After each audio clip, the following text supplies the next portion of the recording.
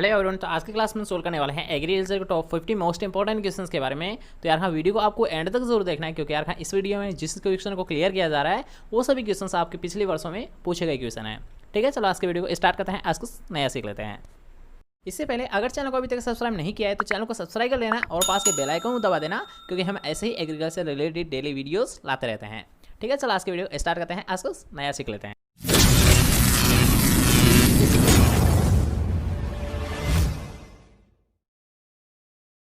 तो पिछली वीडियो का हमारा लास्ट क्वेश्चन था कि उद्भव केंद्र की धारणा किसके द्वारा प्रतिपादित की गई थी, जिसमें हमने बताया था कि अगर आपसे पूछा था यहाँ जो सेंटर ऑफ ओरिजिन, यहाँ सेंटर ऑफ ओरिजिन कितने थे पहले, तो ये आपको पता होना चाहिए। तो ये बताए गए थे 8। ठीक है, कितने बताए गए थे? 8 बताए गए थे। और अगर आपसे पूछा था किसके द्वारा बताए गए थे, तो ये बताए गए थे बेबीलोव के द्वारा। ठीक है, उद्भव केंद्र 8 बताए गए थे और किसके द्वारा बताए गए थे?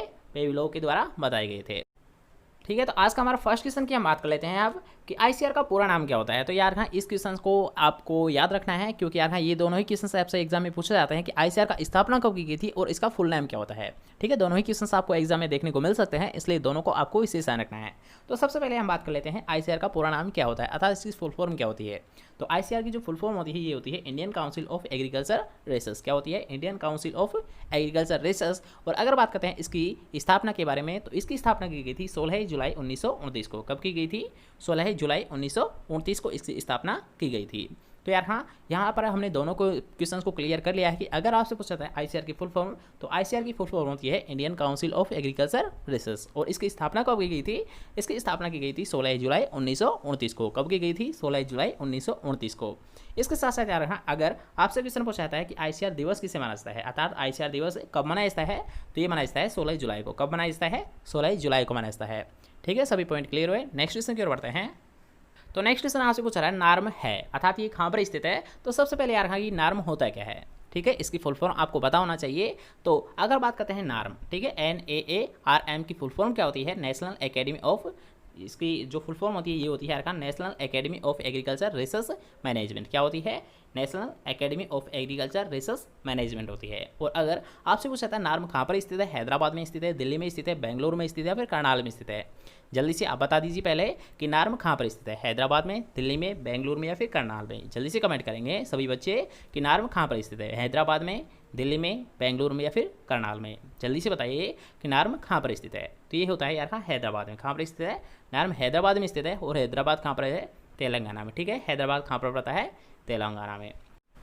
ठीक है, तो नेक्स्ट क्वेश्चन की बात करते हैं कि भारत में प्रथम कृषि संस्थान कब स्थापित हुआ था। तो आपको जल्दी से बताना है कि भारत में प्रथम कृषि संस्थान कब स्थापित हुआ था। 1905 में, 1934 में, 1880 में या फिर 1945 में। जल्दी से कमेंट करिए कि भारत में प्रथम कृषि संस्थान कब स्थापित हुआ था। 1905 में, 1934 में, 1880 में या फिर 1945 में। तो यार हाँ, अगर आपसे कोई क्वेश्चन पूछा जाता है भारत में प्रथम कृषि संस्थान कब स्थापित हुआ था, तो ये हुआ था 1905 में। कब हुआ था? 1905 में प्रथम कृषि संस्थान की स्थापना की गई थी। ठीक है, नेक्स्ट क्वेश्चन की ओर बढ़ते हैं कि CHS फर्स्ट किसकी हाइब्रिड वेराइटी होती है। संकर किस्म के बारे में यहाँ पर पूछा गया है कि किसकी हाइब्रिड वेराइटी होती है। तो जल्दी से बताएंगे कि CHS फर्स्ट किसकी एक हाइब्रिड वेराइटी होती है। बाजरे की होती है, ज्वार की होती है, मटर की होती है, फिर अरहर की होती है। जल्दी से बताएंगे सभी बच्चे कि CHS फर्स्ट किसकी हाइब्रिड वेराइटी होती है। बाजरे की होती है, ज्वार की होती है, मटर की होती है, फिर अरहर की होती है। जल्दी से कमेंट करिए कि ये CHS फर्स्ट किसकी हाइब्रिड वेराइटी है। तो किसकी होती है? ज्वार की। किसकी होती है CHS फर्स्ट हाइब्रिड वेराइटी? ये होती है ज्वार की। ठीक है, नेक्स्ट क्वेश्चन की हम बात करते हैं। ये क्वेश्चन आपसे कई बार एग्जाम में पूछा गया है, तो इसका आपको विशेष ध्यान रखना है कि अंतर्राष्ट्रीय चावल अनुसंधान संस्थान कहाँ पर स्थित है। अंतर्राष्ट्रीय चावल अनुसंधान संस्थान, तो इसका इंग्लिश वर्ड आपको जरूर याद रखना है कि RRIA। ठीक है, अर्थात इंटरनेशनल राइस रिसर्च इंस्टीट्यूट। क्या होता है? International rice research institute. तो जल्दी से बताइए कि इंटरनेशनल राइस रिसर्च इंस्टीट्यूट कहाँ पर स्थित है। भारत में स्थित है, इंडोनेशिया में स्थित है, अमेरिका में स्थित है, फिर मनीला फिलीपींस में स्थित है। जल्दी से बताएंगे कि अंतर्राष्ट्रीय चावल अनुसंधान संस्थान कहाँ पर स्थित है। भारत में, इंडोनेशिया में, अमेरिका में या फिर फिलीपींस में। जल्दी से बताइए। तो यार अगर आपसे क्वेश्चन पूछा जाता है अंतर्राष्ट्रीय चावल अनुसंधान संस्थान या फिर इंटरनेशनल राइस रिसर्च इंस्टीट्यूट, तो ये कहाँ पर स्थित है? मनीला फिलीपींस में। ठीक है, कहाँ पर स्थित है? मनीला फिलीपींस में स्थित है। ठीक है, नेक्स्ट क्वेश्चन की ओर बढ़ते हैं।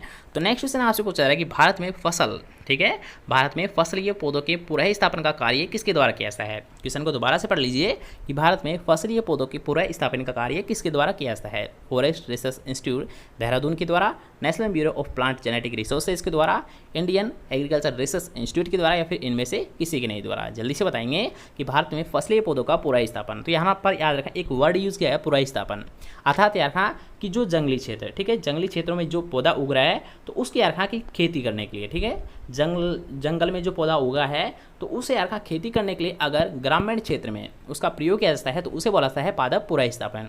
तो यहाँ पर वही पूछा जा रहा है कि ये किसके द्वारा की जाती है, अर्थात ये संपूर्ण जो क्रिया की जाती है पादप पुनः स्थापन की, ये किसके द्वारा की जाती है। तो जल्दी से कमेंट करिए किसके द्वारा की जाती है। फॉरेस्ट रिसर्च इंस्टीट्यूट देहरादून के द्वारा, national bureau of plant genetic resources नई दिल्ली के द्वारा, इंडियन एग्रीकल्चर रिसर्च इंस्टीट्यूट नई दिल्ली के द्वारा, या फिर इनमें से किसी के नहीं द्वारा। जल्दी से बताएंगे कि भारत में फसलीय पौधों के पुनः स्थापन का कार्य किसके द्वारा किया जाता है।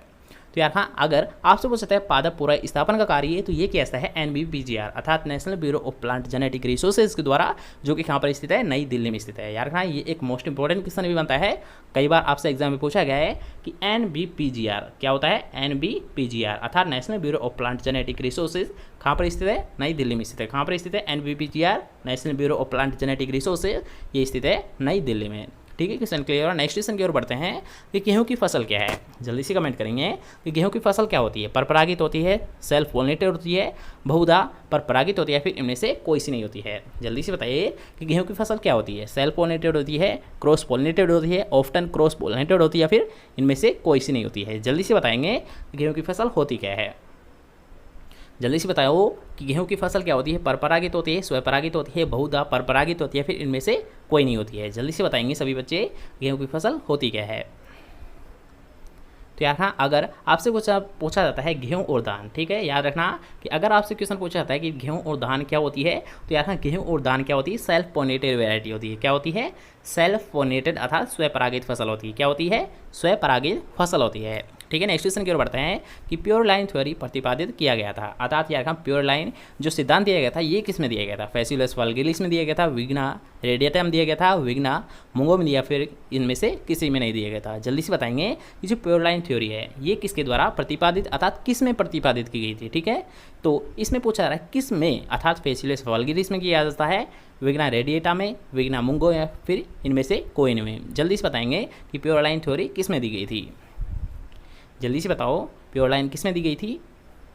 तो ये दी गई थी फैसियोलस वल्गेरिस में। किस में दी गई थी, फैसियोलस वल्गेरिस में प्रतिपादित किया गया था प्योर लाइन थ्योरी को। ठीक है, नेक्स्ट क्वेश्चन की ओर बढ़ते हैं। तो नेक्स्ट क्वेश्चन आपसे एक डेफिनेशन दी गई है, उसके अकॉर्डिंग क्वेश्चन पूछा गया है कि आनुवंशिक विविधता एवं बाह्य विविधता के अनुपात को किस नाम से जाना जाता है। क्वेश्चन को दोबारा से पढ़ लीजिए कि आनुवंशिक विविधता एवं बाह्य विविधता के अनुपात को किस नाम से जाना जाता है।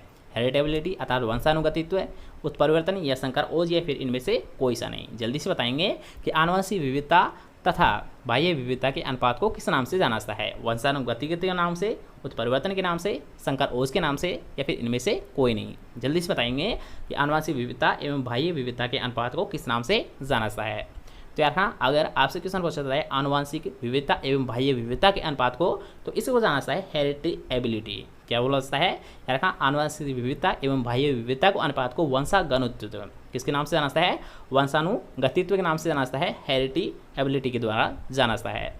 ठीक है, नेक्स्ट क्वेश्चन की ओर बढ़ते हैं कि आनुवंशिकी के पिता किसे माना जाता है। ये क्वेश्चन एक मोस्ट इंपॉर्टेंट क्वेश्चन है, आपको पता होगा, वैसे बेसिक क्लियर करने के लिए आपको पता होना चाहिए कि आनुवंशिकी के पिता किसे माना जाता है। जल्दी से बताएंगे कि WL जॉनसन को, चार्ल्स डार्विन को, PK गुप्ता को, या फिर ग्रेगर जॉन मेंडल को। जल्दी से बताएंगे कि आनुवंशिकी के पिता किसे माना जाता है। तो ये तो आपको पता होगा लगभग। तो किससे माना जाता है, आनुवंशिकी के पिता माना जाता है ग्रेगर जॉन मेंडल को। किससे माना जाता है, ग्रेगर जॉन मेंडल को माना जाता है। ठीक है, नेक्स्ट क्वेश्चन की ओर बढ़ते हैं। तो नेक्स्ट क्वेश्चन आपसे पूछा है कि भारत का प्रथम कृषि विश्वविद्यालय अर्थात फर्स्ट एग्रीकल्चर यूनिवर्सिटी कहाँ पर स्थापित की गई थी। जल्दी से बताएंगे सभी बच्चे कि भारत का प्रथम कृषि विश्वविद्यालय कहाँ पर स्थापित किया गया था। लुधियाना पंजाब में, जबलपुर मध्य प्रदेश में, पंतनगर उत्तराखंड में, रायपुर मध्य प्रदेश में। जल्दी से बताइए कि फर्स्ट एग्रीकल्चर यूनिवर्सिटी की स्थापना कहाँ पर की गई थी। जल्दी से बताएंगे लुधियाना पंजाब में, जबलपुर में, पंतनगर में, या फिर रायपुर मध्य प्रदेश में। जल्दी से बताइए, ये क्वेश्चन आपसे कई बार एग्जाम में पूछा गया है। तो आपको इसका विशेष ध्यान रखना है, ठीक है। तो अगर आपसे पूछा जाता है फर्स्ट एग्रीकल्चर यूनिवर्सिटी की, तो इसकी स्थापना हुई थी पंतनगर उत्तराखंड में। कहाँ पर की गई थी? पंतनगर उत्तराखंड में की गई थी। और अगर आपसे सन पूछता है अर्थात इसकी स्थापना कब की गई थी, तो इसकी स्थापना की गई थी 1960 में। कब की गई थी? 1960 में। और कहाँ पर की गई थी ये क्वेश्चन पूछा जाता है, तब आपका राइट आंसर होता है पंतनगर उत्तराखंड में। कब की गई थी? 1960 में। और कहाँ पर की गई थी? पंतनगर उत्तराखंड में की गई थी, ठीक है। सभी पॉइंट क्लियर है। नेक्स्ट क्वेश्चन, उससे पहले अगर आपको वीडियो पसंद आ रही है तो आपको आना है वीडियो एक लाइक, और चैनल को अभी तक सब्सक्राइब नहीं किया है तो चैनल को सब्सक्राइब भी कर लेना और पास के बेल आइकन दबा देना, जिससे कि जब भी हमारी कोई नई वीडियो अपलोड की जाए तो सबसे पहले आपको प्राप्त हो, ठीक है। नेक्स्ट क्वेश्चन की ओर बढ़ते हैं। तो नेक्स्ट क्वेश्चन आपसे पूछ रहा है कि फेलेरिस माइनर किसका खरपतवार होता है। जल्दी से बताएंगे कि फेलेरिस माइनर किसका खरपतवार होता है। मक्के का होता है, मूंग की फसल का होता है, गेहूं की फसल का होता है, या फिर अरहर की फसल का होता है। ये भी एक कॉमन क्वेश्चन है, आपको पता होगा कि फेलेरिस माइनर किसका खरपतवार होता है। जल्दी से बताएंगे, मक्के की फसल का होता है, मूंग की फसल का होता है, गेहूं की फसल का होता है, या फिर अरहर की फसल का होता है। जल्दी से कमेंट करिए किसका होता है फेलेरिस माइनर, जल्दी से बताओ। तो आपको पता होगा यार, हाँ फेलेरिस माइनर सबसे पहले तो किससे बोलता है? गेहूंसा को बोलता है। किससे बोलता है? गेहूंसा को बोलता है, ठीक है। गेहूंसा अर्थात किस में होगा? गेहूं में होगा। अर्थात इसका राइट आंसर कौन सा है? गेहूं है। तो यार गेहूंसा को अर्थात जो कि यार है एक मिमिक्री अर्थात नकलची खरपतवार होता है गेहूं फसल का। क्या होता है? गेहूं फसल का एक नकलची खरपतवार होता है गेहूंसा, जिसे गेहूं का मामा या फिर गुल्ली डंडा के नाम से जानता है। गेहूं का मामा या फिर गुल्ली डंडा के नाम से किससे जानता है? फेलेरिस माइनर को ही जानता है, ठीक है। क्वेश्चन क्लियर हुआ। नेक्स्ट क्वेश्चन की बात करते हैं कि म्यूटेजन शब्द का प्रयोग किया था, अर्थात सबसे पहले जो वर्ड दिया गया था म्यूटेजन, ये किसके द्वारा दिया गया था। जल्दी से बताएंगे सभी बच्चे कि एच.जे. मूलर के द्वारा, ह्यूगो डी ब्रिज के द्वारा, स्टेडलर के द्वारा, या फिर ओरबेक के द्वारा। जल्दी से बताएंगे कि जो म्यूटेजन वर्ड है ये किसके द्वारा प्रतिपादित किया गया था, सबसे पहले इसका प्रयोग किसके द्वारा किया गया था। मूलर के द्वारा, ह्यूगो डी ब्रिज के द्वारा, स्टेडलर के द्वारा, या फिर ओरबेक के द्वारा। जल्दी से बताएंगे ये किसके द्वारा दिया गया था म्यूटेजन वर्ड। तो इस क्वेश्चन को हमने कई बार क्लियर कर लिया है। तो यार हाँ, अगर आपसे कभी भी क्वेश्चन पूछा जाता है उत्परिवर्तन अर्थात यार हाँ म्यूटेजन शब्द किसके द्वारा प्रतिपादित किया गया था, तो ये दिया गया था ह्यूगो डी ब्रिज के द्वारा। किसके द्वारा दिया गया था? ह्यूगो डी ब्रिज के द्वारा दिया गया था, ठीक है। क्वेश्चन क्लियर हुआ। नेक्स्ट क्वेश्चन की ओर बढ़ते हैं कि लाम्स स्क्वार्टर, ठीक है। बथुआ का ही जो इंग्लिश वर्ड है वो क्या होता है?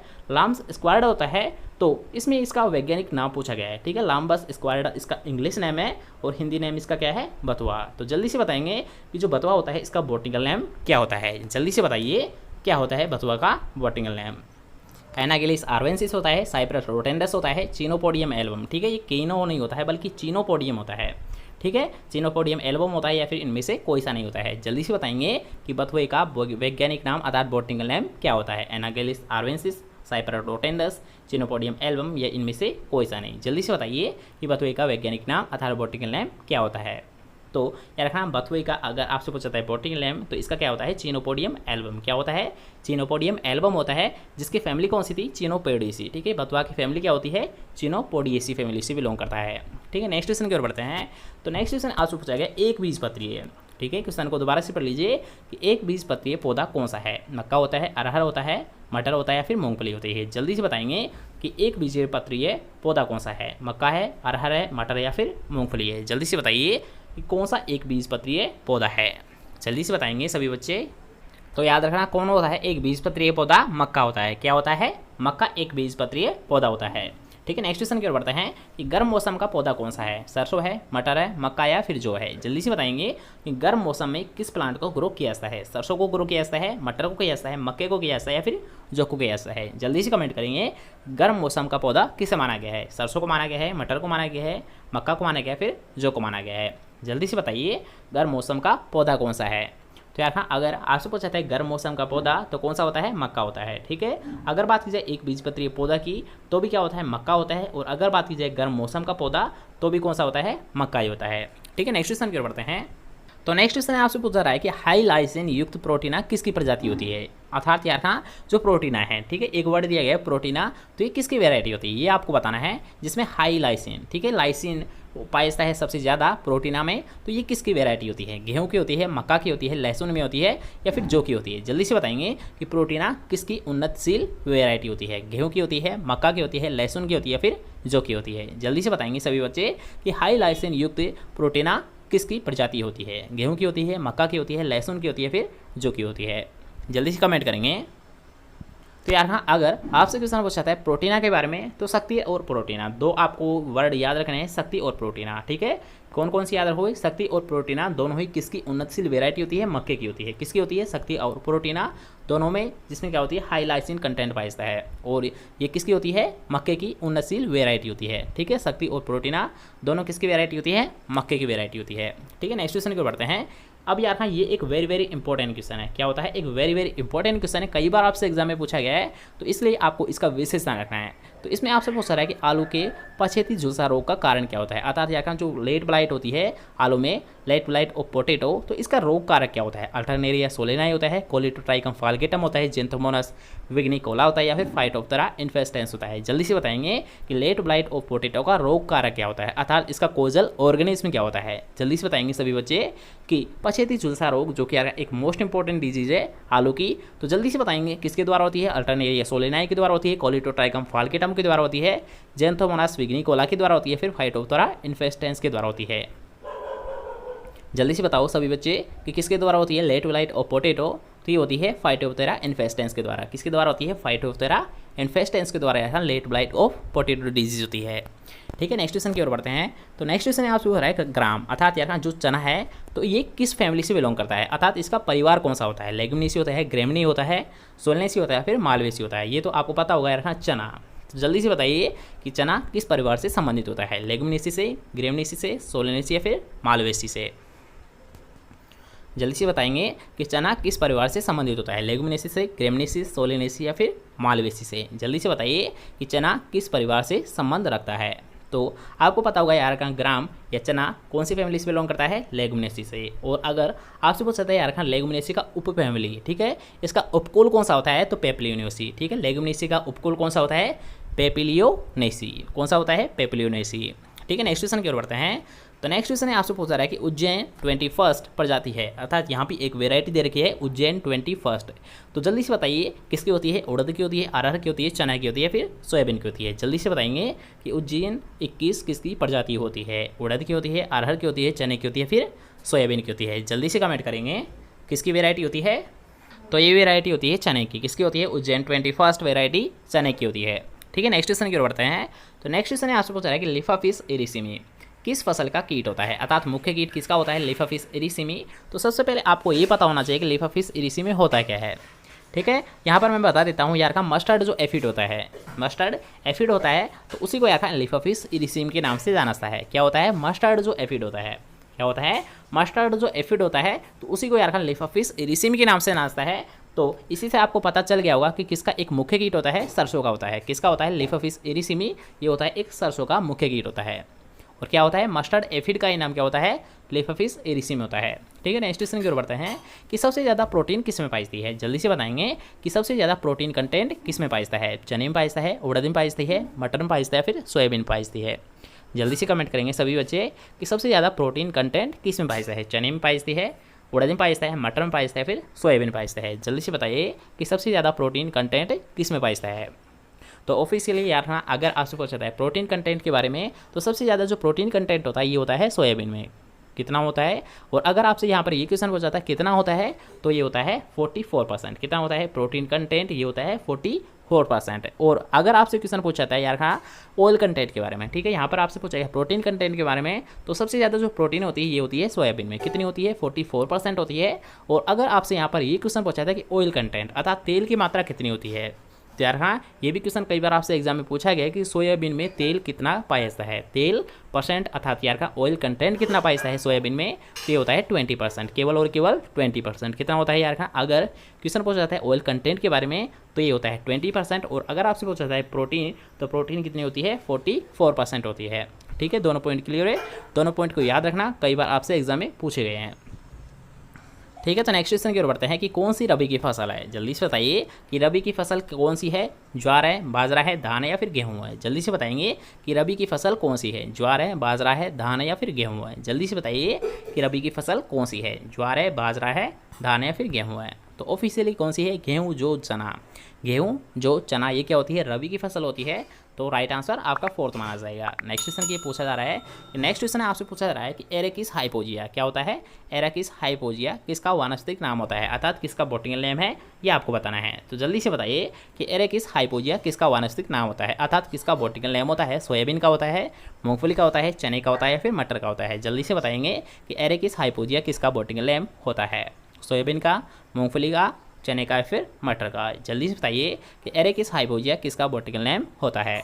तो किसका होता है, मूंगफली का। किसका होता है, मूंगफली का एरेकिस हाइपोजिया बॉटनिकल नेम होता है। ठीक है, नेक्स्ट क्वेश्चन की ओर बढ़ते हैं कि मूंगफली की बुआई का समय क्या होता है। जल्दी से बताएंगे कि मूंगफली की जो बुआई की जाती है ये कब की जाती है। जून जुलाई के मध्य, सितंबर से अक्टूबर के मध्य, जनवरी से फरवरी के मध्य या फिर मार्च से अप्रैल के मध्य। जल्दी से बताएंगे सभी बच्चे कि मूंगफली की बुआई का समय क्या माना जाता है। जून से जुलाई के मध्य, सितंबर से अक्टूबर के मध्य, जनवरी से फरवरी के मध्य, मार्च से अप्रैल के मध्य। जल्दी से बताइए। तो यार हाँ, अगर आपसे क्वेश्चन पूछा है मूंगफली की बुआई के बारे में, तो इसकी सोविंग की जाती है जून से जुलाई के मध्य। कब की जाती है, जून से जुलाई के मध्य। ठीक है, नेक्स्ट क्वेश्चन की ओर बढ़ते हैं। तो नेक्स्ट क्वेश्चन आपसे पूछा जा रहा है कि बीटा वल्गेरिस है एक। बीटा वल्गेरिस क्या होता है, ये आपसे क्वेश्चन में पूछा जा रहा है। तो सबसे पहले आपको पता होना चाहिए कि बीटा वल्गेरिस होता क्या है। तो यार हाँ, जो चुकंदर होता है, अर्थात यार हाँ जो बीट रूट होता है, उसी को यार हाँ बीटा वल्गेरिस इसका बॉटनिकल नेम होता है। तो जल्दी से बताइए चुकंदर क्या होता है। एक तिलहनी फसल होती है, दाल वाली फसल होती है, धान्य फसल होती है, फिर शर्करा वाली फसल होती है। बीटा वल्गेरिस होती क्या है, तिलहनी फसल होती है, दाल वाली फसल होती है, धान्य फसल होती है, फिर शर्करा वाली फसल होती है। तो आपको पता होगा यार कि जो चुकंदर होती है इसको मुख्यतः यार शर्करा प्राप्त करने के लिए किसे माना जाता है, यार शर्करा प्राप्त करने वाले फसल है जिसका शर्करा का उत्पादन लेने के लिए मुख्यतः ग्रो किया जाता है। चुकंदर क्या है, एक शर्करा वाली फसल होती है। ठीक है, नेक्स्ट क्वेश्चन की ओर बढ़ते हैं।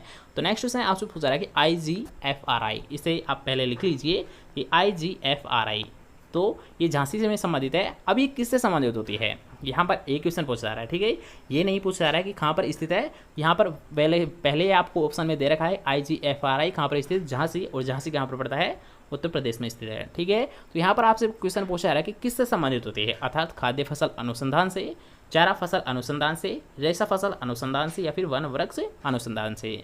जल्दी से बताइए जो IGFRI होती है ये किससे संबंध होती है। तो सबसे पहले याद रखना, इस क्वेश्चन को करने से पहले आपको इसकी फुल फॉर्म याद होनी चाहिए। ठीक है, अगर आपको इसकी फुल फॉर्म याद है तो ये क्वेश्चन आप इजीली सोल्व कर सकते हो। तो जल्दी से बताइए कि IGFRI की फुल फॉर्म होती क्या है। जल्दी से सभी बच्चे बताएंगे कि IGFRI की फुल फॉर्म होती क्या है। जल्दी से कमेंट करिए क्या होती है IGFRI की फुल फॉर्म। तो यार हाँ, अगर आपसे क्वेश्चन पूछा जाता है IGFRI की फुल फॉर्म के बारे में, तो इसकी फुल फॉर्म होती है Indian grassland and फोर्डर research institute. क्या होती है, Indian grassland and फोर्डर research institute, जो कि कहाँ पर स्थित है, झांसी, और झांसी पड़ता है उत्तर प्रदेश में।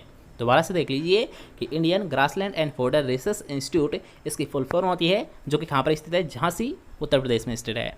ठीक है, क्वेश्चन क्लियर हुआ। नेक्स्ट क्वेश्चन की बात करते हैं कि आलू के लिए सबसे उपयुक्त मृदा किसे माना गया है। तो जल्दी से बताएंगे सभी बच्चे कि आलू के लिए सबसे उपयुक्त मृदा किसे माना गया है, सैंडी लोम को, क्ले लोम को, सैंडी को या फिर क्ले को। जल्दी से बताइए कि आलू के लिए सबसे उपयुक्त मृदा किसे माना गया है, सैंडी लोम को, क्ले लोम को, सैंडी को या फिर क्ले को। तो यार हाँ, अगर आपसे क्वेश्चन पूछा जाता है आलू के लिए, तो आलू के लिए सबसे बेस्ट मृदा कौन सी होती है, सैंड लोम। ठीक है, सैंडी लोम सबसे बेस्ट मानी जाती है। इसके अलावा यार हाँ, अगर आपको यहाँ पर आलू नहीं दिया जाता, बल्कि यार हाँ जितनी भी जो सीरियल प्रोडक्शन होती है, ठीक है, जितनी भी हम क्रॉप्स को ग्रो करते हैं उन सभी के लिए यार हाँ, सभी के लिए क्या होती है, लगभग सैंडी लोम आपका राइट आंसर माना जाएगा। ठीक है, कोई सी भी फसल हो, अगर पूछा है आपसे क्वेश्चन कि सबसे उपयुक्त मृदा कौन सी होती है, तो लगभग आपका राइट आंसर माना जाएगा बलुई दोमट मृदा। कौन सी होती है, बलुई दोमट मृदा। ठीक है, यही राइट आंसर माना जाएगा लगभग जितने भी क्रॉप है जिनका हम प्रोडक्शन करते हैं। ठीक है, तो इसका आपको विशेष ध्यान रखना है। ठीक है, नेक्स्ट क्वेश्चन की ओर बढ़ते हैं कि कौन सी सब्जी पके हुए फल की श्रेणी में आती है। जल्दी से बताना है कि कौन सी सब्जी ऐसी है जिसे पके हुए फल की श्रेणी में रखा गया है। तो जल्दी से बताइए, फूल गोभी होती है, बैंगन होता है, पत्ता गोभी होती है, फिर मूली होती है। जल्दी से बताएंगे कि कौन सी ऐसी सब्जी है जिसे पके हुए फल की श्रेणी में रखा गया है, फूल गोभी को, बैंगन को, पत्ता गोभी को या फिर मूली को। जल्दी से बताइए। तो यार अगर आपसे क्वेश्चन पूछा जाता है पके हुए फल की श्रेणी में, तो ये रखा गया है बैंगन को। किसे रखा गया है, सब्जी, ऐसी सब्जी यार हाँ जिसे पके हुए फल की श्रेणी में रखा गया है वो रखा गया है ब्रिंजल अर्थात बैंगन को रखा गया है। ठीक है, नेक्स्ट क्वेश्चन की ओर बढ़ते हैं।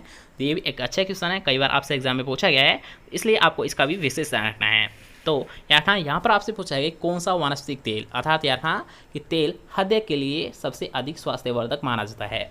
क्वेश्चन को दोबारा से पढ़ लीजिए कि कौन सा ऐसा वानस्पतिक तेल है जो कि हृदय के लिए सबसे अधिक स्वास्थ्यवर्धक माना जाता है और ये किससे प्राप्त किया जाता है। ये क्वेश्चन आपसे एग्जाम में पूछा गया है। ठीक है, तो आपको याद रखना है कि इस क्वेश्चन में आपसे पूछा गया है तेल अर्थात हृदय रोगी होते हैं। ठीक है, जो हृदय के पेशेंट होते हैं तो उनके लिए कौन सा तेल या किससे प्राप्त किया जाता है ऐसा तेल जो कि हृदय रोगियों के लिए सबसे बेस्ट माना गया है। तो जल्दी से बताइए कि कौन सा तेल अर्थात किस क्रॉप का तेल सबसे बेस्ट माना गया है हृदय रोगियों के लिए। सोयाबीन का तेल, सूरजमुखी का तेल, सरसों का तेल या फिर तिल का तेल। जल्दी से बताएंगे कि कौन सा तेल अर्थात कौन सी फसल का तेल जो कि हृदय रोगियों अर्थात हृदय जो पेशेंट होते हैं उनके लिए सबसे बेस्ट माना गया है। सोयाबीन का तेल, सूरजमुखी का तेल, सरसों का तेल या फिर तिल का तेल।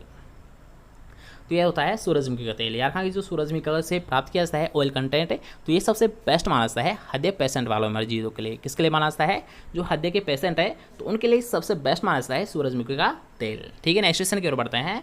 तो नेक्स्ट क्वेश्चन आपसे पूछा गया तिल कौन से परिवार का पौधा है अर्थात यार तिल की फैमिली कौन सी होती है ये आपको पूछा गया है। तो जल्दी से कमेंट करिए कि तिल कौन से परिवार का पौधा होता है। लेगुमिनेसी का होता है, पोएसी का होता है, पेडलिएसी का होता है, फिर सोलनेसी का होता है। जल्दी से कमेंट करिए कि तिल कौन से परिवार का पौधा होता है। जल्दी से कमेंट करेंगे सभी बच्चे कि तिल का परिवार कौन सा होता है। लेगुमिनेसी होता है, पोएसी होता है, पेडलिएसी होता है, फिर सोलनेसी होता है। तो याद रखना अगर आपसे क्वेश्चन पूछा है तिल का परिवार तो इसका होता है पेडलिएसी। क्या होता है, तिल का परिवार कौन सा होता है, पेडलिएसी होता है। ठीक है, नेक्स्ट क्वेश्चन की ओर बढ़ते हैं। तो नेक्स्ट क्वेश्चन आपसे पूछा रहा है कि सबसे ज़्यादा लाइसिन किस में पाया जाता है अर्थात यार सबसे ज़्यादा जो लाइसिन कंटेंट होता है ये सबसे ज़्यादा किस में पाया जाता है। सोयाबीन पाया जाता है, सरसों में पाया जाता है, गेहूँ पाया जाता है, फिर चावल में पाया जाता है। जल्दी से बताएंगे सभी बच्चे, जल्दी से कमेंट करिए कि सबसे ज़्यादा लाइसिन जो कंटेंट होता है ये सबसे ज़्यादा किस में पाया जाता है।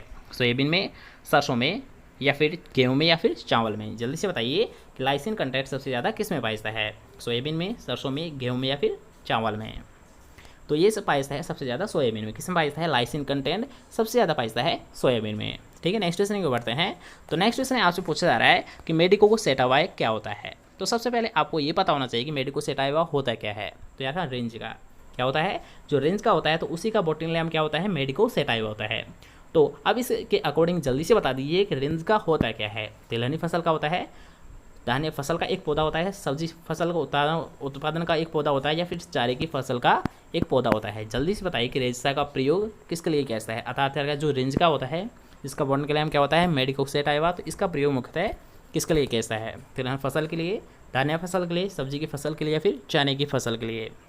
तो आपको पता हुआ यार रेंज का या बरसीम, मुख्यतः यार का रेंज का और बरसीम इन दोनों का किसके लिए किया जाता है प्रयोग, चारे की फसल के लिए। किसके लिए किया जाता है, चारे की फसल को ग्रो करने के लिए रेंज का और बरसीम का प्रयोग किया जाता है।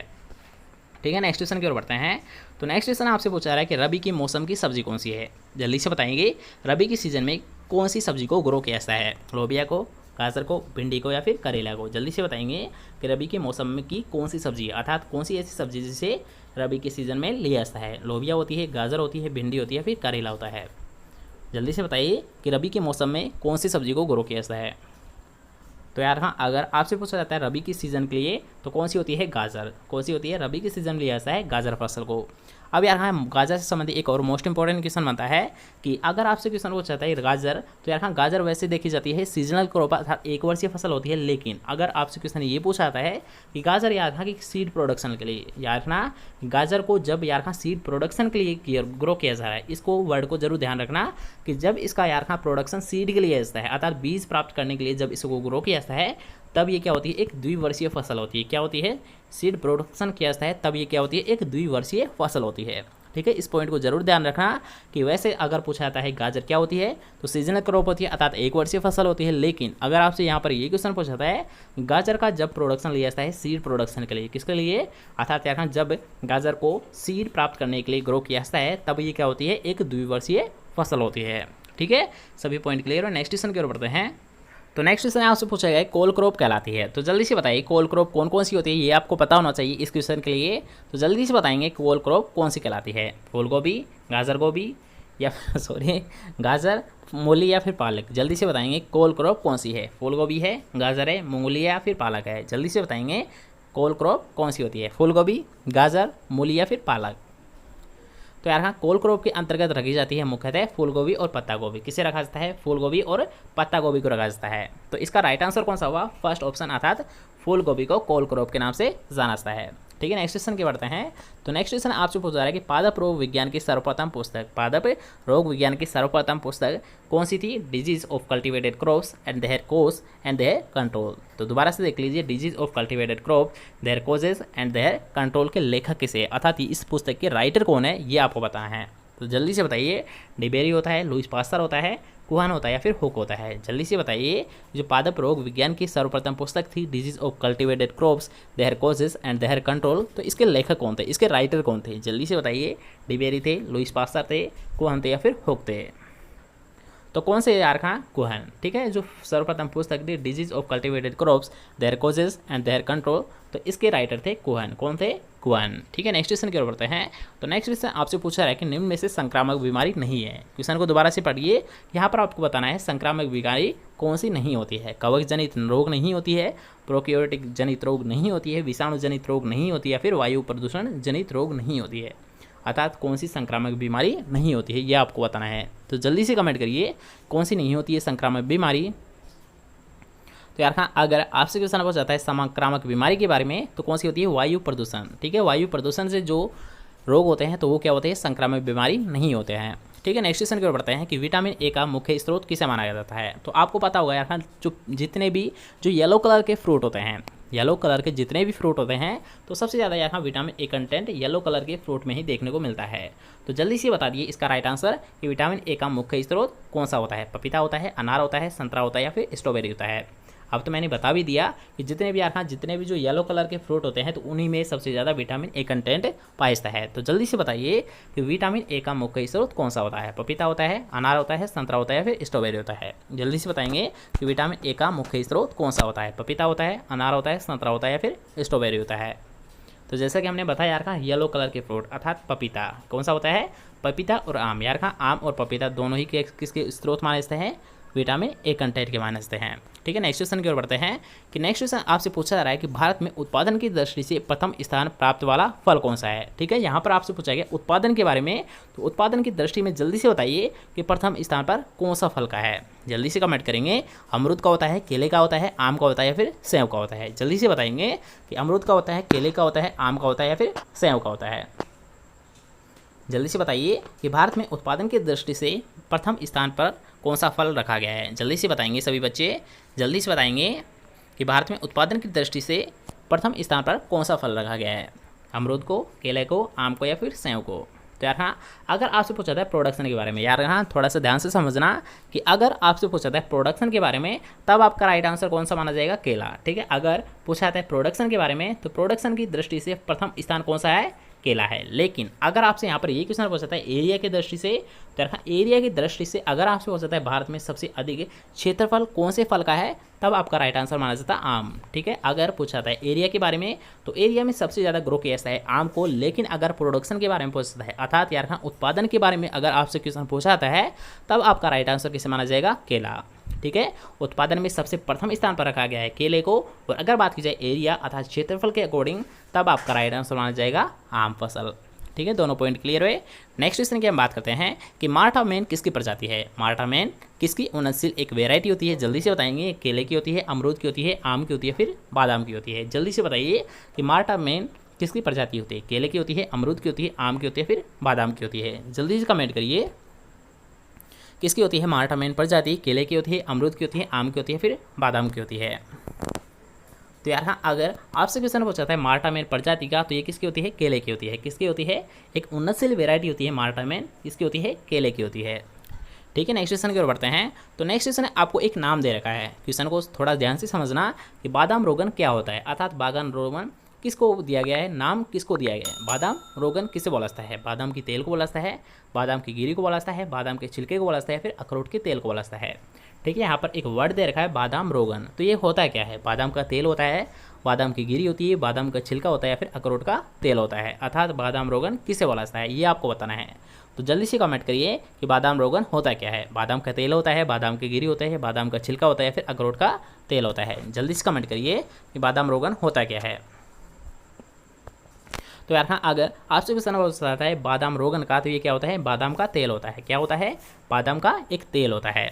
ठीक है, नेक्स्ट क्वेश्चन की ओर बढ़ते हैं। तो नेक्स्ट क्वेश्चन आपसे पूछा रहा है कोचवाद दिए जाते हैं, अर्थात कोचवाद कब दिए गए थे, 1931 में, 1876 में, 1945 में या फिर 1912 में। तो इसे डायरेक्ट समझ लीजिए कि कोचवाद दिए गए थे 1876 में। कब दिए गए थे कोचवाद? ये दिए गए थे 1876 में दिए गए थे। ठीक है, नेक्स्ट क्वेश्चन की ओर बढ़ते हैं, जो कि यार एक मोस्ट इंपॉर्टेंट क्वेश्चन है। यार ना एक मोस्ट इंपॉर्टेंट क्वेश्चन है कि बोर्डो मिश्रण किस किस से मिला होता है, अर्थात इसका मिश्रण कौन कौन सा होता है। ठीक है, बोर्डो मिश्रण। तो सबसे पहले यार इसकी खोज की गई थी पीएमए मिलार्डेट के द्वारा। किसके द्वारा की गई थी? पीएमए मिलार्डेट के द्वारा की गई थी। अब यहाँ पर आपको क्वेश्चन बताना है यार बोर्डो मिश्रण का मिश्रण कौन सा होता है, अर्थात बोर्डो मिश्रण किन किन पदार्थों से मिलकर बना होता है। जल्दी से बताएंगे सभी बच्चे कि बोर्डो मिश्रण किन किन से बनकर बना होता है। नीलत होता बिना भुजा हुआ चूना या फिर पानी से, नीलत होता बोरोन प्लस पानी से, जिंक सल्फेट बिना भुजा हुआ चूना तेल से, या फिर नीलात होता बिना भुजा हुआ तेल से। जल्दी से बताइए कि बोर्डो मिश्रण किससे बना होता है। जल्दी से बताएंगे सभी बच्चे। तो यहाँ इसे भी आप डायरेक्ट समझ लीजिए कि अगर आपसे क्वेश्चन पूछा जाता है बोर्डो मिश्रण के बारे में तो ये बना होता है फर्स्ट ऑप्शन। ठीक है, अर्थात नीलात होता है। और नीलात होता किसे बोला जाता है, इसका भी आपको विशेष ध्यान रखना है, कॉपर सल्फेट को। किससे बोला जाता है? कॉपर सल्फेट को बोला जाता है। सेकंड वर्ड है बिना भुजा हुआ चूना। तो यहाँ एक बिना भुजा हुआ चूना होता है, एक होता है जला हुआ चूर्ण। ठीक है, एक होता है बिना भुजा हुआ चूर्ण, एक होता है भुजा हुआ चूर्ण। तो भुजा हुआ चूर्ण होता है के चूना होता है। ठीक है, यहाँ पर यूज करना है यार का CaOH2। अगर OH आ रहा है, OH का मतलब होता है जल, अर्थात यार का CaOH2 क्या होता है? भुजा हुआ चूना होता है। लेकिन यहाँ पर आपसे पूछा गया बिना भुजा हुआ चूना तो क्या होता है? Calcium oxide. क्या होता है? CaO, अर्थात यहाँ पर OH2 नहीं आएगा क्योंकि यार ये पूछा गया है, अर्थात इसमें आपको बताया गया है कि बिना भुजा हुआ चूना कौन सा होता है? CaO होता है। और लास्ट है आपका पानी, अर्थात यार कहाँ copper sulphate plus CaO plus H2O मिलकर क्या किसका निर्माण करते हैं? बोर्डो मिश्रण का निर्माण करते हैं। किसका निर्माण करते हैं? बोर्डो मिश्रण का निर्माण करते हैं। ठीक है, क्वेश्चन क्लियर हुआ? याद रखना अगर आपसे क्वेश्चन पूछा है बोर्डो मिश्रण तो इसकी खोज की गई थी पीएमए मिलार्डेट के द्वारा। और ये किसका मिश्रण होता है? कॉपर सल्फेट प्लस बिना भुजा हुआ चूना प्लस पानी का मिश्रण होता है। ठीक है, सभी पॉइंट क्लियर हो? नेक्स्ट क्वेश्चन की ओर बढ़ते हैं। तो नेक्स्ट क्वेश्चन आपसे पूछा रहा है BHC का पूरा नाम क्या होता है, अर्थात आपको फुल फॉर्म यहाँ पर बतानी है BHC की। तो जल्दी से बताइए। Barium hexachloride, benzene hexachloride, boron hydrochloride, फिर इनमें से कोई सा नहीं। जल्दी से बताइए कि BHC की फुल फॉर्म क्या होती है। Barium hexachloride, benzene hexachloride, boron hydrochloride, फिर इनमें से कोई सा नहीं। जल्दी से बताइए कि BHC की फुल फॉर्म होती क्या है। तो क्या होती है आपको पता होगा यार रखना, बेंजीन हेक्साक्लोराइड। क्या होती है इसकी फुल फॉर्म? बेंजीन हेक्साक्लोराइड होती है। ठीक है, नेक्स्ट क्वेश्चन की ओर बढ़ते हैं कि एग्रोबैक्टीरियम ट्यूमिफेसियंस क्या होता है। जल्दी से बताएंगे कि एग्रोबैक्टीरियम ट्यूमिफेसियंस क्या होता है। एक मर्दा बैक्टीरिया होता है, अर्थात सोइल बैक्टीरिया होता है, जल जीवाणु होता है, वायु जीवाणु होता है, या फिर दोनों, अर्थात जल या वायु जीवाणु होते हैं। जल्दी से बताएंगे एग्रोबैक्टीरियम ट्यूमिफेसियंस क्या होता है। मर्दा जीवाणु होता है, जल जीवाणु होता है, वायु जीवाणु होता है, या फिर दोनों, अर्थात जल या वायु जीवाणु होता है। जल्दी से बताइए एग्रोबैक्टीरियम ट्यूमिफेसियंस क्या होता है। मर्दा जीवाणु होता है, जल जीवाणु होता है, वायु जीवाणु होता है, फिर दोनों, अर्थात जल या वायु जीवाणु होता है। तो यार अगर आपसे क्वेश्चन पूछा था एग्रोबैक्टीरियम ट्यूमिफेसियंस के बारे में तो ये क्या होता है? एक सोइल बैक्टीरिया होता है। क्या होता है? एक मर्दा जीवाणु होता है। ठीक है, नेक्स्ट क्वेश्चन की ओर बढ़ते हैं, जो कि यार का एक अच्छा क्वेश्चन है, कई बार आपसे एग्जाम में पूछा गया है कि सिट्रस कैंकर कौन सा रोग, अर्थात किसके द्वारा होता है। विषाणु जनित रोग है, विषाणु के द्वारा होता है, जीवाणु के द्वारा होता है, या फिर कवक के द्वारा होता है, या फिर इनमें से कोई सा नहीं होता है। जल्दी से बताएंगे कि सिट्रस कैंकर किसके द्वारा होता है। वायरस के द्वारा होता है, बैक्टीरिया के द्वारा होता है, फंगल के द्वारा होता है, या फिर इनमें से किसी के नहीं द्वारा होता है। जल्दी से बताइए कि सिट्रस कैंकर रोग किसके द्वारा होता है। तो यार अगर आपसे क्वेश्चन पूछा है सिट्रस कैंकर के बारे में तो ये होता है ज़ैंथोमोनास सिट्राई। किसके द्वारा होता है? ज़ैंथोमोनास सिट्राई के द्वारा होता है, जो कि क्या होता है? एक बैक्टीरिया होता है। क्या होता है यार सिट्रस कैंकर किसके द्वारा होता है? अगर बात कीजिए कोजल ऑर्गेनिज्म की तो ये होता है ज़ैंथोमोनास सिट्राई के द्वारा। किसके द्वारा होता है? ज़ैंथोमोनास सिट्राई के द्वारा, जो कि क्या होता है? एक बैक्टीरिया होता है। क्या होता है? एक जीवाणु होता है। ठीक है, पॉइंट क्लियर हुआ? नेक्स्ट क्वेश्चन की हम बात करते हैं कि उर्दू रोगता पौधों में नियंत्रित होती है। जल्दी से बताएंगे कि जो वर्टिकल रेजिस्टेंस होती है ये पौधों में नियंत्रित किसके द्वारा होती है। एक जीन के द्वारा, एक या दो जीन के द्वारा, बहुत सारे जीन्स के द्वारा, कवकनाशी के द्वारा, या फिर कीटनाशी के द्वारा। जल्दी से बताएंगे जो वर्टिकल रेजिस्टेंस होती है ये किसके द्वारा नियंत्रित होती है। एक या दो जीन्स के द्वारा, बहुत सारे जीन्स के द्वारा, कवकनाशी के द्वारा, या फिर कीटनाशी के द्वारा। तो याद रखना अगर आपसे पूछा है वर्टिकल रेजिस्टेंस के बारे में तो ये होती है एक या दो जीन्स के द्वारा। किसके द्वारा नियंत्रित होती है वर्टिकल रेजिस्टेंस? ये होती है एक या दो जीन्स के द्वारा नियंत्रित होती है। और अगर आपसे यहाँ पर ये क्वेश्चन पूछा था हॉर्टिकल रेजिस्टेंस, याद रखना 2 प्रकार की रेजिस्टेंस होती है, एक होती है हॉर्टिकल रेजिस्टेंस और एक होती है वर्टिकल रेजिस्टेंस। तो याद रखना अगर पूछा था वर्टिकल रेजिस्टेंस के बारे में, तो वर्टिकल रेजिस्टेंस होती है केवल 1 या 2 जीन्स के द्वारा, किसके द्वारा नियंत्रित होती है, केवल 1 या 2 जीन्स के द्वारा वर्टिकल रेजिस्टेंस निर्धारित होती है। और अगर बात की जाए हॉर्टिकल यानी हॉर्टी होती है ये, तो ये किसके द्वारा नियंत्रित होती है, ये होती है बहुत सारे जीन्स के द्वारा, किसके द्वारा होती है, एक होती है हॉर्टी, एक होती है वर्टी। तो यहाँ हॉर्टी की अगर बात की जाए तो ये होती है बहुत सारे जीन्स के द्वारा, और वर्टी की अगर बात की जाए तो ये होती है 1 या 2 जीन्स के द्वारा। ठीक है, क्वेश्चन क्लियर हुआ। नेक्स्ट क्वेश्चन की हम बात करते हैं। तो नेक्स्ट क्वेश्चन आपसे पूछा है कि सही जोड़े का चयन कीजिए, अर्थात आपको पहचाना है सही जोड़ा कौन सा है। तो सबसे पहले देख लीजिए NDRI, तो इसे ऐसे लिख लीजिए, ठीक है, NDRI, तो ये गलत है, क्योंकि आपको पता होगा यार NDRI अर्थात नेशनल डेयरी रिसर्च इंस्टीट्यूट कहाँ पर स्थित है, करनाल में, और यहाँ पर दे रखा है बरेली, अर्थात ये राइट आंसर नहीं है। नेक्स्ट क्वेश्चन की हम बात करते हैं ICRISAT, अर्थात इसे भी आप लिख लीजिए पहले, इक्रीसेट, तो इक्रीसेट याद रखना आपको पता होगा हैदराबाद में स्थित है, अर्थात ये राइट आंसर है। तो इसी से हमारा पता चल गया यार इक्रीसेट अर्थात कहाँ पर स्थित है, हैदराबाद में स्थित है। इक्रीसेट कहाँ पर स्थित है, हैदराबाद, और हैदराबाद कहाँ पर पड़ता है, तेलंगाना। ठीक है, सही जोड़े का हमने चयन कर ही लिया है। इक्रीसेट कहाँ पर पड़ता है, हैदराबाद में, और हैदराबाद कहाँ पर स्थित है, तेलंगाना में। ठीक है, नेक्स्ट क्वेश्चन की ओर बढ़ते हैं। तो नेक्स्ट क्वेश्चन में पूछा रहा है कि फ्यूजेरियम ऑक्सीस्पोरम क्या है। तो सबसे पहले आपको ये मैं बता देता हूँ कि फ्यूजेरियम ऑक्सीस्पोरम होता क्या है। यहाँ जो विल्ट होती है, ठीक है, जो विल्ट डिजीज होती है, तो उसका ही कोजल ऑर्गेनिज्म क्या होता है, फ्यूजेरियम ऑक्सीस्पोरम होता है। क्या होता है, फ्यूजेरियम ऑक्सीस्पोरम होता है। तो जल्दी से बताइए विल्ट होती क्या है। एक जल जनित रोग कारक होता है, बीज जनित रोग कारक होता है, वायु जनित रोग कारक होता है, या फिर मदा जनित रोग कारक होता है। जल्दी से बताइए विल्ट होती क्या है। एक जल जनित रोग होता है, बीज जनित रोग होती है, या फिर वायु जनित रोग होता है, या फिर मदा जनित रोग होता है। जल्दी से बताइए विल्ट होती क्या है। तो आपको पता होगा यार कि अगर पूछा जाता है विल्ट के बारे में, तो विल्ट क्या होती है, एक मृदा जनित रोग कारक होता है। क्या होता है, एक मृदा जनित रोग कारक होता है। ठीक है, नेक्स्ट क्वेश्चन की हम बात करते हैं, जो कि आज का हमारा लास्ट क्वेश्चन रहने वाला है कि पौधों में जल या जल मिश्रित खनिजों का ऊपर की ओर स्थानांतरित करना, अर्थात यार पूरे पौधे में जल का फैलना किसके द्वारा संभव है, फ्लोएम उत्तकों के द्वारा, जाइलम उत्तकों के द्वारा, मजा के द्वारा, या फिर उपयुक्त में से कोई सा नहीं। अर्थात क्वेश्चन को दोबारा से पढ़ लीजिए कि पौधों में जल, ठीक है, जल जहाँ पर वर्ड यूज आ रहा है इसका मतलब है जाइलम। कौन सा है, अगर याद रखना, अगर आपसे क्वेश्चन पूछा था पौधे में संपूर्ण भागों में, पौधे के संपूर्ण भागों में जल का स्थानांतरण किसके द्वारा किया जाता है, तो ये किया जाता है जाइलम के द्वारा। किसके द्वारा किया जाता है, जाइलम उत्तकों के द्वारा किया जाता है। और अगर आपसे यहाँ पर ये क्वेश्चन पूछा था यहाँ खनिज पदार्थ, अर्थात जितने भी जो भोजन पदार्थ है, ठीक है, भोजन जितने भी जो पदार्थ है, अगर ये क्वेश्चन पूछा था कि जो पौधा होता है तो इसके संपूर्ण भागों में भोजन जो पदार्थ है इनका स्थानांतरण किया जाता है, ये किस उत्तक के द्वारा किया जाता है, तो यार भोजन पदार्थों का जो स्थानांतरण किया जाता है, ट्रांसफर किया जाता है, ये किया जाता है फ्लोएम उत्तकों के द्वारा। ठीक है, भोजन संबंधी जितने भी पदार्थ होते हैं तो उनका जो स्थानांतरण किया जाता है, ये किया जाता है फ्लोएम उत्तकों के द्वारा। और अगर पूछा है जल का, तो जल का स्थानांतरण किया जाता है जाइलम उत्तकों के द्वारा। ठीक है, दोनों पॉइंट क्लियर हुए। अगर पूछा है जल का, तो जल का होता है जाइलम उत्तकों के द्वारा, और अगर पूछा जाए खनिज पोषक तत्व अर्थात भोजन का, तो भोजन का होता है फ्लोएम उत्तकों के द्वारा। ठीक है, दोनों पॉइंट क्लियर हुए।